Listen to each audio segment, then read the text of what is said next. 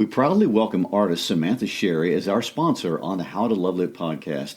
Sam is a world-class artist specializing in animal portraits. We invite you to check out her work at samanthasherry.com. Tell her Christy and Garry sent you. Again, samanthasherry.com.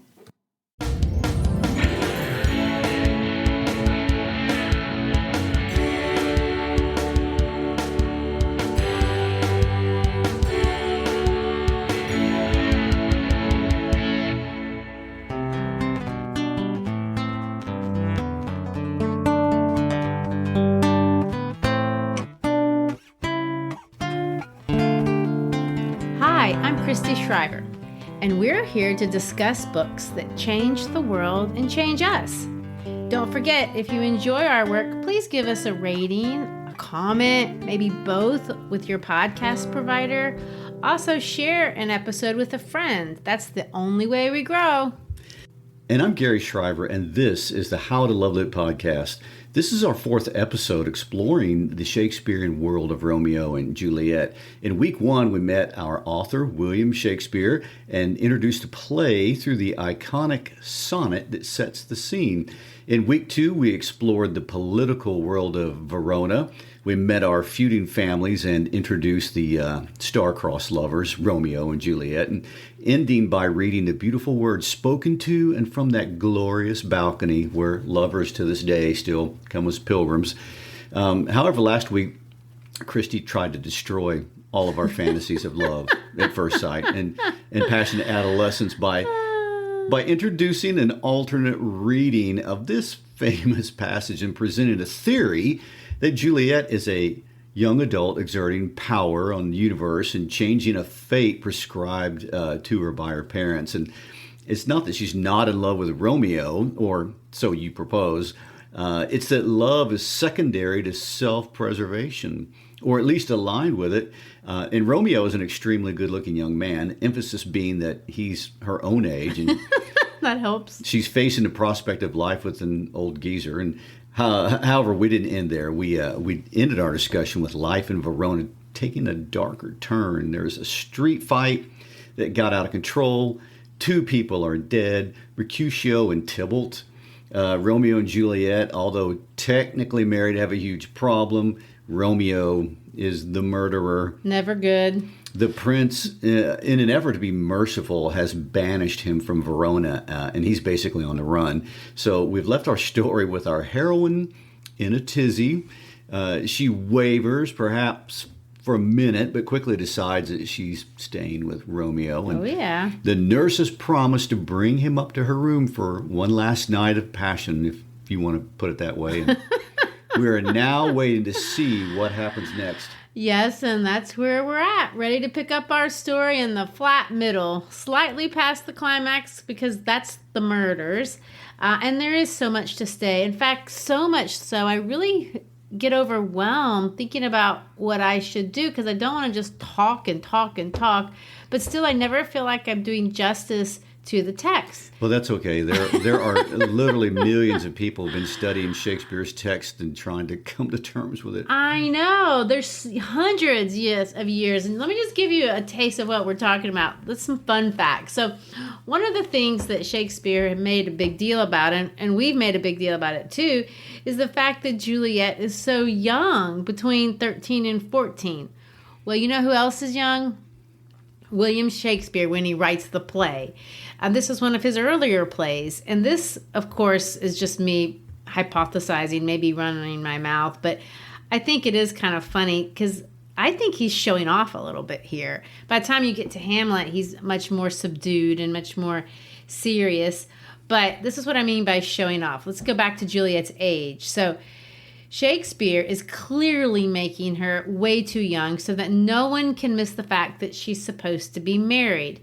Not even her father. Capulet tells Paris that she is too soon marred are those so early made, meaning you get messed up if you get married that early, Paris. But Shakespeare is going to play around with this number 14, 13 to 14, for the rest of the play, because number symbolism was a really popular thing to do at the time. So look at all these weird things. Juliet's name has 13 letters. She's the 13th character to enter the stage. Romeo refers to her by name 14 times. There are 13 proper names on the Capulets list to the ball, 14 males. Sonnets have 14 lines. Romeo's kiss to Juliet is between the 13th and the 14th line that he speaks to her. The play begins on July the 14th, a fortnight and 3 days before Lammas Day, and concludes 13 days short of Juliet's 14th birthday. There is a major event in the play that occurs every 14 hours, beginning with Romeo meeting Juliet. Then 14 hours later, they're married. 14 hours later, something else happens. And this goes on and on and on until they're dead. Well, I hope that satisfied the most hardcore nerds in literature because somebody had to find that information. And I don't know what's weirder, that Shakespeare did that or that someone took the time to figure all that out. I mean, but what does it mean? I have no idea what it means. I've read articles saying it reflects an indictment of her age. Some people say it's a reflection on the form of the sonnet, which gives it an emphasis on true love. But like I said, I think it's just Shakespeare showing off. Look what I can do. Yeah. But who knows? One thing that I think we can say for sure, and I really do think this, is Shakespeare clearly loves Juliet. And she is at the heart of this play way more than Romeo. And I find that sweet because I like Juliet. And I don't say that about a lot of Shakespeare's women. I definitely don't like Ophelia from Hamlet. I don't like either one of the Julius Caesar ladies, as you probably could tell when we read that play. They're weak, but Juliet is not. And that brings us to our starting point, because when we open up scene 3, we don't see Juliet. We finished the last episode with a strong Juliet, but we're going to open up today with this dweeby, noodle-brained Romeo. He's hiding in Friar Lawrence's cell, and Friar Lawrence is trying to explain to him that banishment isn't the end of the world. He can stay there for a bit, let the whole thing blow over, let the marriage come out, and they'll get things sorted. Of course, there is a bit of foreshadowing in the lines, Romeo, affliction is enamored in thy parts, and thou art wedded to calamity. But that goes over everyone's head at the time. Well, I will say Romeo is a bit dramatic with the whole, I'm going to pull out my sword and kill myself routine. And he says, tell me, friar, in what vile part of this anatomy doth my name lodge? Tell me that I may sack the hateful mansion. I know. But the priest does know how to cheer him up. Happiness courts thee in her best array, but like a misshaven and sullen wench thou poutest upon thy fortune and thy love. Take heed, for such die miserable. Go, get thee to thy love, as we decreed. Ascend chamber hence and comfort her. There's a euphemism for you. But look, thou stay not till the watch be set, for then thou canst not pass to Mantua. So you got your one night, and then you got to get out.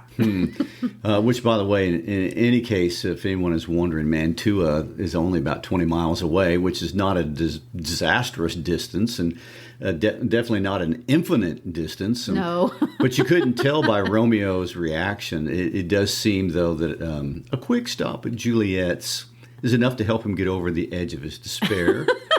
He replies, after all the whining, how well my comfort is revived by this. And so he seems to be cheered up. He's been revived.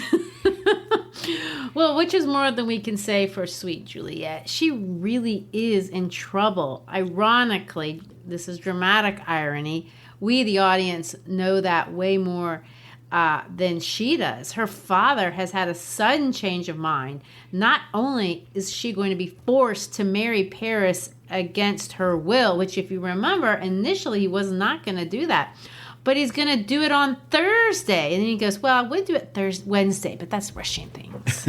Well, good. 24 hours makes it appropriate. Yes, it does. Well, true. I'd say Juliet is unaware. When we see Juliet, she's in the throes of love. And this is the scene everyone remembers from watching the movie in the school, the brief nudity. Back when such things didn't happen. That's back when that kind of thing was not done. What year was that made? In the 60s? Well, I didn't see it in the 60s, obviously, but...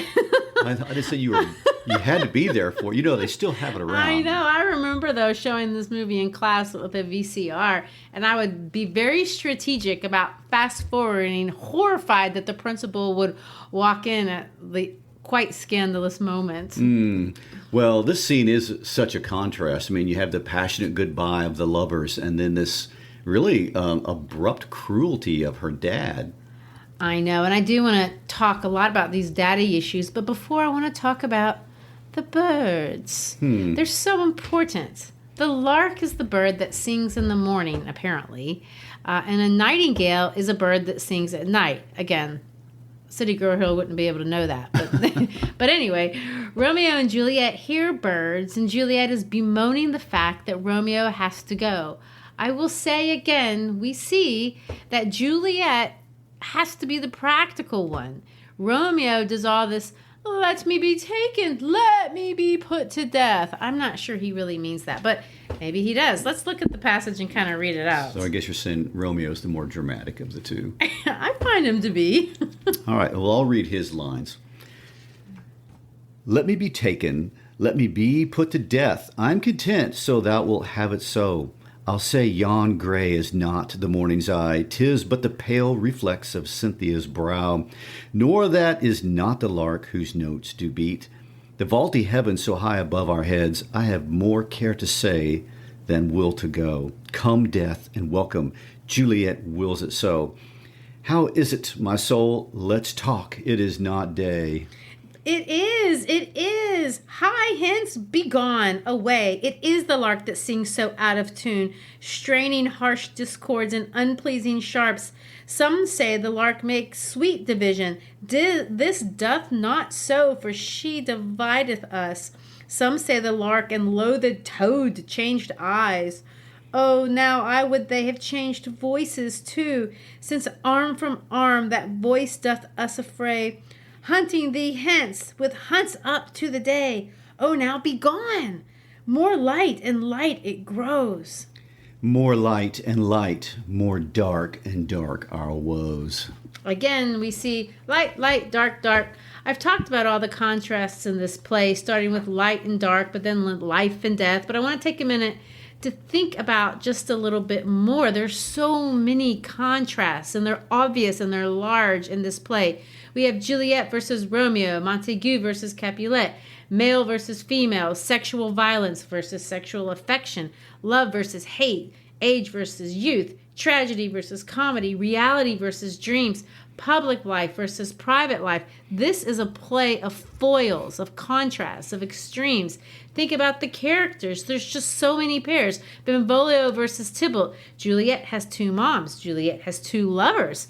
The contrasts are so stark, and we're just getting ready to hit a big one. There really is something to notice here. And when you think back to the prologue, he sets this up. I told you, authors do this always in their first lines. Two households, both alike in dignity. Then later it says, from forth the fatal loins of these two foes, a pair of star-crossed lovers take their life. I'll comment more on that later, but it's something to think about as we move forward towards the fast approaching, fast-paced end of the play. The doubles are not just in the contrast. There's doubles everywhere. And if you've noticed, we even read doubles. They're in the actual words. He keeps repeating things like more light, more dark, all the time. Well, between the numerology and the contrasts, he is showing off. He's like, it's hard to cram that much into a short story, but why are there so many doubles? Why so many twos? Why so many contrasts? Why is that a thing? I know. Well, I think it's a little bit more deep or more thematic oriented than just the numerology, which I think might be kind of silly, but we see it in the famous last words here again. And I do want us to read the last words that Romeo and Juliet say to each other as he gets ready to leave. They're sad for their own sake. Romeo, and you can visualize this in your mind, he's climbed down the rope and he's looking up and she's looking down from the balcony. All this foreshadowing. And then this line, oh God, I have an ill-divining soul. Methinks I see thee, Now thou art so low as one dead in the bottom of a tomb. Either my eyesight fails or thou lookest pale. And trust me, love, in my eyes so do you. Dry blood drinks our blood. Adieu, adieu. Oh. The first word Juliet says after Romeo leaves is again in pairs, and the last word that he said was in pairs. Oh, fortune, fortune, all men call thee fickle. If thou art fickle, what dost thou with him that is renowned for faith? Be fickle, fortune, for then I hope thou wilt not keep him long, but send him back. She's talking about fortune bringing Romeo back to her, but there's a lot of duality here. Look at all the alliteration and the repetition. In fact, and this is really going to get into that nerdy scholarship It's thing all right. again. Shakespearean nerds appreciate I it. know, but there's this guy named Robert Watson, and he did this. He ran the stats on this. 1% of the words in this play are actually in pairs like this. These double words are just all over the place. And then if you combine that with all the oxymorons, we've pointed out some of those, and the contrast, there is no Shakespearean play that even comes close to having as many doubles or contrasts is this one. And it's something to notice, it's something to think about, it's something to think, Shakespeare never speaks in cliches. So when he's leading us somewhere, we have to wonder where he's taking us with all these not just double words, but with duplicitous talk and double meaning and even a double life. Let's read these lines that change the story for Juliet. So Romeo has left and the mom comes in. I'll read Juliet and you read the mom and see all the double speak here. The deliberate deception. Her mom thinks she's wailing and crying about Tybalt, but it's ironic. We know as readers, we know it's all fake. It's duplicitous, but it's mysterious why he writes this way. Something to wonder about. Well, shall we read? Shall we read? We shall. How about Act 3, Scene 5? I'll read Juliet if you'll read the mom. Okay, I'll do my best. Ho, daughter, are you up? Who is it that calls? Is it my lady, mother? Is she not down so late or up so early? What unaccustomed cause procures her hither? Why, how now, Juliet? Madam, I am not well. Evermore weeping for your cousin's death? What, wilt thou wash him from his grave with tears? And if thou couldst not make him live. Therefore, have done. Some grief shows much of love, but much of grief shows still some want of wit. Yet let me weep for such a feeling loss. So shall you feel the loss, but not the friend which you weep for. Feeling so the loss, I cannot choose but ever weep the friend. Well, girl, thou weepest not so much for his death, as that the villain lives which slaughtered him. What villain, madam? That same villain, Romeo. And then she says this to the side. Villain and he be many miles asunder. God pardon him, I do with all my heart, and yet no man like he doth grieve my heart. In other words, no man but Romeo grieves my heart. She means it one way, but her mother takes it another. That is because the traitor murderer lives. I, madam, from the reach of these hands would none but I might venge my cousin's death. We will have vengeance for it, fear thou not. Then weep no more. I'll send to one in Mantua, where that same banished runagate doth live, shall give him such an unaccustomed dram, that he shall soon keep Tybalt company, and then I hope thou wilt be satisfied. Indeed, I shall never be satisfied with Romeo till I behold him. Dead is my poor heart, so for a kinsman vexed. Madam, if you could find out but a man to bear a poison, I would temper it, that Romeo should, upon receipt thereof, soon sleep in quiet. Oh, how my heart abhors to hear him named, and cannot come to him, to wreck the love I bore my cousin upon his body that hath slaughtered him. Oh my, how can her mother misinterpret that? But she does. And then, when the dad comes in, it goes from bad to worse because her mother is just a little bit scolding, but she goes on to say that she's not going to want to marry Paris, and then it gets really dark. Let's read those lines. You read the dad, and I'll read Juliet. Soft, take me with you, wife. How will she none? Doth she not give us thanks? Is she not proud? Doth she not count her blessed? Unworthy as she is, that we have wrought so worthy a gentleman to be her bridegroom. Not proud you have, but thankful that you have. Proud can I never be of what I hate, but thankful even for the hate that is meant for love. How? Chop logic, what is this? Proud, and I thank you not, and yet not proud, mistress minion. You thank me, no thankings, nor proud me, no prouds, but fettle your fine joints against Thursday next, to go with Paris to St. Peter's Church, or will I drag thee on a hurdle thither? Out, you green sickness carrion, out, you baggage, you tallow face. Fie, what are you, mad? That's what the wife says, but then Juliet says, good father, I beseech you on my knees, hear me with patience, but to speak a word.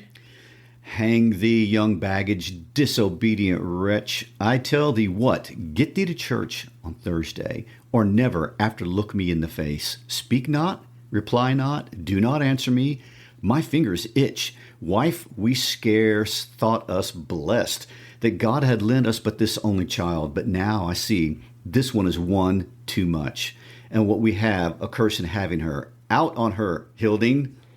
Well, and Hilding, for those of us who don't speak Middle English or whatever, means you good for nothing.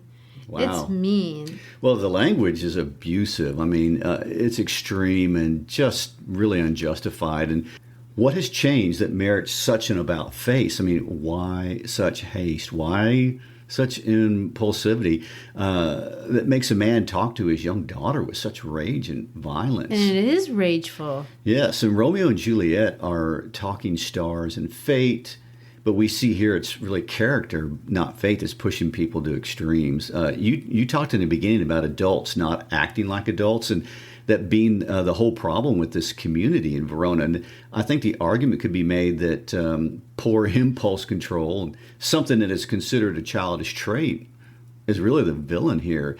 The dad has abandoned his daughter. The mother has abandoned her daughter.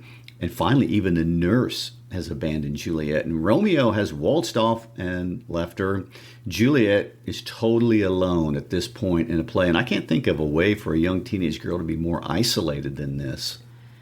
I like the way you phrase that, because that's another thing that's really unusual about this play. There is no villain. Not really.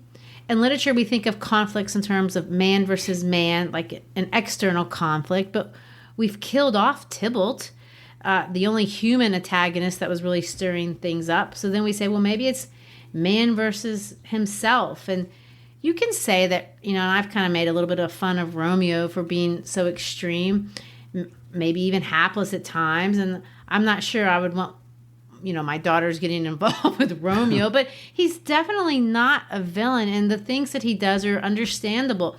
Who is the villain? Is it the father? I don't know. Is it fate itself?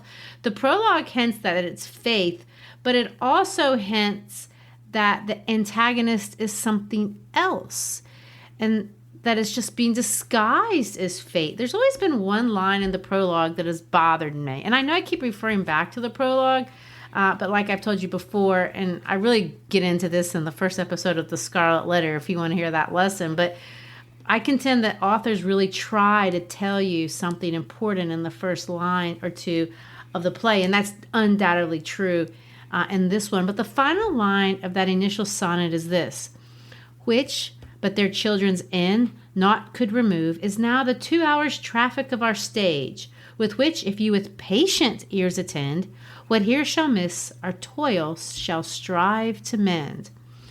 What's bothered me about those lines is that the idea that you could do this play in 2 hours. I can't even teach it in a month. It's not possible to do this play in an hour. Now, I know that Elizabethan people were more auditory and probably they were talking faster and they didn't have intermissions, but I just have never conceived how it could be possible to do this play in an hour. And then I heard this one guy say, well, maybe it's not supposed to be 2 hours. Maybe it's kind of a metaphor for something. And that makes sense to me. This play is about rushing through things. It's about rushing through decisions. It's about impulsivity. And he says, patient irritants, you'll understand. And maybe there's something there. Well, Romeo and Juliet are rash and they are impulsive. That's understandable, really. I mean, they're teenagers and they're beautiful and in love and in lust and whatever you want to call it. And it makes sense and it doesn't hurt anyway. But in fact, who are we to judge passion when it's an expression of youthful idealism? I mean, we've glorified that all through the ages. Oh, that's one of the great things about being young, and you aren't jetted yet. And it reminds me of the classic cliche that it's too bad that youth is wasted on the young. Well, and it's just what's so fun about being loved, and it's fun what we love about, young movies. That's all true. But when you think about the adults, they're also so impulsive. I mean, why is Friar Lawrence marrying them? Then Capulet rushing off to marry his daughter. Then Friar Lawrence again coming up with this strange and very impulsive solution. With each impulsive decision, we see things escalate, and they're going to escalate to the place that they get out of control. In Act 4, Juliet reveals to the friar that she is going to be forced to marry Paris. He's empathetic, but she's very emphatic that this is not going to happen. She says this, "Oh, bid me leap rather than marry Paris from off the battlements of any tower or walk in thievish ways. Or bid me lurk where serpents are. Chain me with roaring bears. Hide me nightly in a charnel house. Or covered quite with dead men's rattling bones, with reeky shanks and yellow chopless skulls, or bid me go into a new-made grave and hide me with a dead man in his tomb. Things that to hear them told have made me tremble. I will do it without fear or doubt to live an unstained wife to my sweet love." Well, that's commitment. I think she's making a point. I say she's made her point. My favorite line is, "Chain me with the roaring bears." Just the image. It's a little dramatic. It is, but I don't know if it's any better than the yellow chopless skulls that she has to get covered up with. Oh, goodness. Well, I guess I get the impression she doesn't like Paris. Can we assume that? I think she's made her point. Yes, and of course the friar comes up with a strange plan to drink poison that will make her look dead for 24 hours. This is such a cockamamie plan. I think you need to read it. "Hold then, go home, be merry, give consent to marry Paris. Wednesday is tomorrow. Tomorrow night look that thou lie alone. Let not thy nurse lie with thee in thy chamber. Take thou this vial, being then in bed, and this distilled liquor drink thou off. When presently through all of thy veins shall run a cold and drowsy humor, for no pulse shall keep his native progress, but surcrease. No warmth, no breath shall testify thou livest. The roses in thy lips and cheeks shall fade to paly ashes. Thy eyes' windows fall like death when he puts up the day of life. Each part deprived of supple government shall stiff and stark and cold appear like death. And in this borrowed likeness of shrunk death, thou shalt continue 42 hours, and then awake as from a pleasant sleep.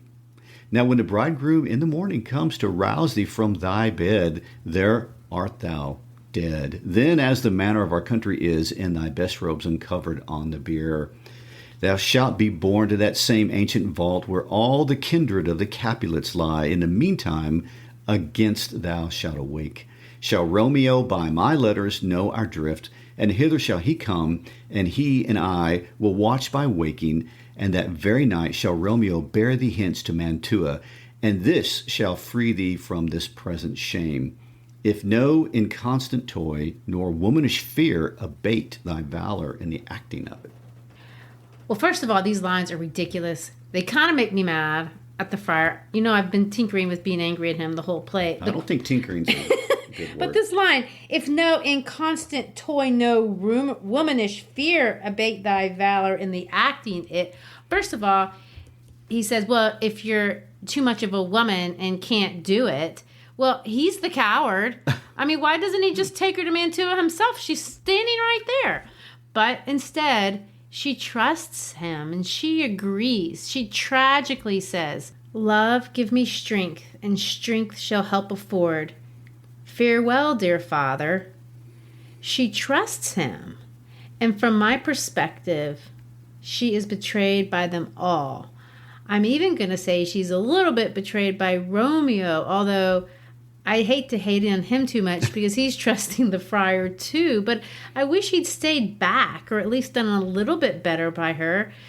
But Juliet leaves the presence of the friar, goes back home, carries on these phony conversations with her parents, telling everyone exactly what they want to hear.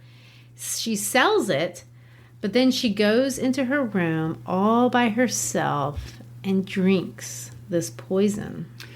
You know how when we did Kafka, you got caught up in Kafka's world and couldn't get out?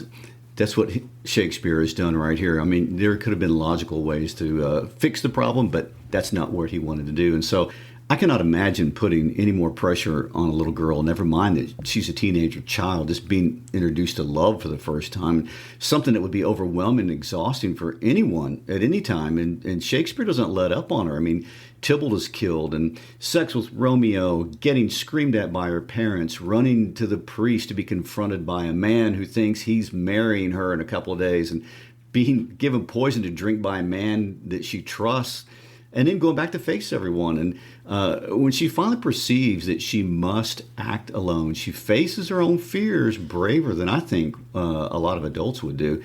And what a soliloquy we are about to hear as Shakespeare takes us into Juliet's mind. I know, and I don't think we can overemphasize this. I mean, Friar Lawrence's plan is that she drink this potion, allow herself to be buried alive in a vault, the kind that they have in Italy or New Orleans. If you've seen the vampire show, the originals, that's where all the riches congregate. But anyway, the plan is she's going to be taken there, and then she's going to wake up with all of her dead relatives. She's going to trust that Friar Lawrence is going to tell someone who's going to go tell Romeo where to go to find her and get her, so when she wakes up in the tomb, he'll be there. That's the plan. That is without a doubt the most ignorant and terrifying plan I have ever thought of. I mean, or heard of. No. Wow. Well, here's her thoughts, and I want to end on this soliloquy because it's beautiful, actually. She says this. You know, she's told everyone to leave. She's by herself, and she says, "Farewell. God knows when we shall meet again. I have a faint, cold fear thrills through my veins that almost freezes up the heart of life. I'll call them back again to comfort me. Nurse, what should she do here? My dismal scene, I needs must act alone. Come, vial. What if this mixture do not work at all? Shall I be married then tomorrow morning? No, no, this shall forbid it. Lie there. And she picks up a dagger and puts it next to her. What if it be a poison which the friar subtly hath ministered to have me dead, lest in this marriage he should be dishonored, because he married me before to Romeo? I fear it is, and yet methinks it should not, for he hath been a tried holy man. How if when I am laid into the tomb I wake before the time that Romeo come to redeem me? There's a fearful point. Should I not then be stifled in the vault, to whose foul mouth no healthsome air breathes in, and there die strangled ere my Romeo comes? Or, and if I live, is it not very like the horrible conceit of death and night, together with the terror of the place, as in a vault an ancient receptacle, where for these many hundred years the bones of all my buried ancestors are packed, where bloody Tybalt, yet but green in earth, lies festering in his shroud, where, as they say, at some hours in the night spirits resort. Alack, alack, is it not like that I, so early waking with what loathsome smells and shrieks like mandrakes torn out of the earth, then living mortals hearing them run mad? Or if I wake, shall I not be distraught environed with all these hideous fears, and madly play with my forefather's joints, and pluck that mangled Tybalt from his shroud, and thus in rage with some great kinsman bone with a club dash out my desperate brains. Oh, look, methinks I see my cousin's ghost seeking out Romeo that did spit his body upon a rapier's point. Stay, Tybalt, stay. Romeo, Romeo, Romeo, here's drink. I drink to thee. Wow. It sounds like she's not really sold on the plan a little bit. Well, she sees the problem. She's been very logical the whole way through. Well, and I'd say this fails the say out loud test. Now, the say out loud test means you have a thought and you think it's a good thought in your mind, but the moment you say it out loud, you realize that's not a good thought. And so if you say this out loud, you'll talk yourself out of it, I think. And yet she says it out loud. She thinks at the end, I could be crazy and bust my own brains out, and yet she drinks. She does it not because she doesn't understand. She does it because she's desperate.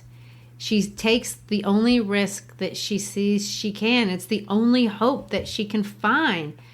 But of course, we, the audience, are forced to ask this question. Is this really your only option? Right. All this double talk, double speech, all the rushing, all this impulsiveness.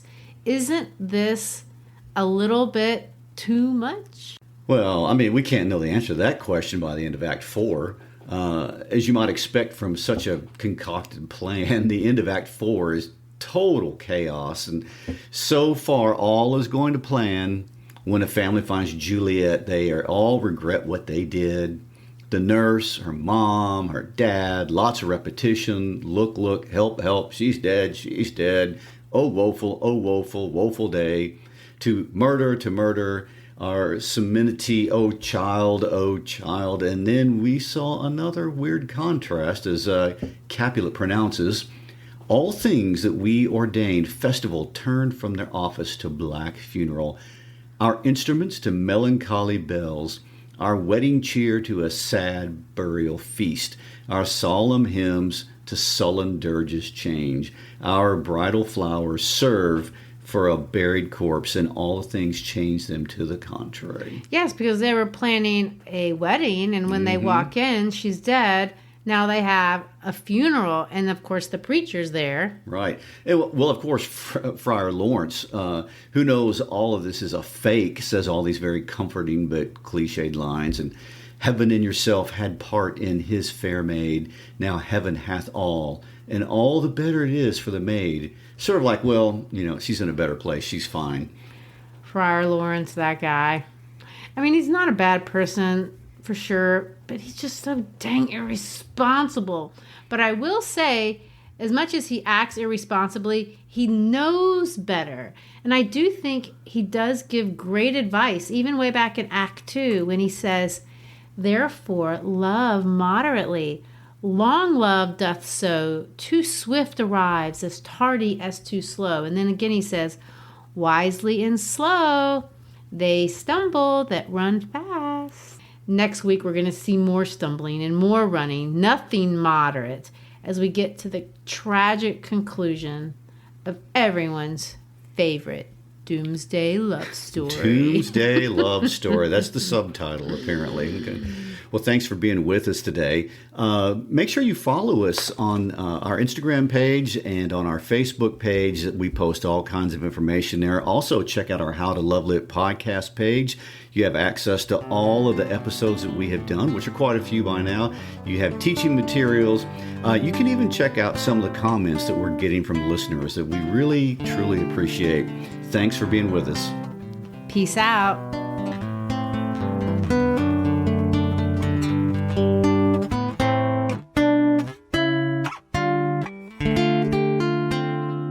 Thank you.